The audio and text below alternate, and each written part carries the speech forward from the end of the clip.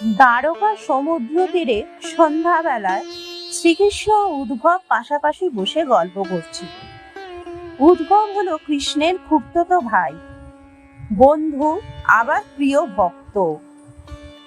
উদ্ধব নম্র স্বরে কৃষ্ণকে বলল, প্রভু, আপনি তো ভগবান, তবু কেন সংসারে এত যুদ্ধ বিগ্রহ?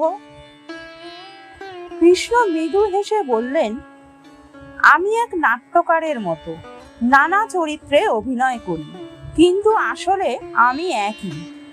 এই সবই আমার লীলা, ভক্তদের আনন্দ ও শিক্ষা দেওয়ার জন্য।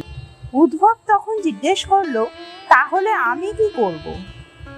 কৃষ্ণ বললেন, সংসারে থেকেও আমাকে স্মরণ করো, কাজ করো, কিন্তু মন রেখো আমার প্রতি। উদ্ধব তখন আবারও প্রশ্ন করলো, এই জগৎ? কৃষ্ণ বললেন, পুতুল যেমন সুতোয় নাচে, তেমনি জগৎও আমার হয়ে নাচে, এটাই মায়া। তখন উদ্ধব আবার জিজ্ঞাসা করলো, মায়া কাটাবো কিভাবে? কৃষ্ণ বললেন, ভক্তি দিয়ে। আমার নাম গান গাও, লীলা স্মরণ করো, মৌমাছির মতো হও, যত বাধা আসবে থামবে না, এগিয়ে চলবে।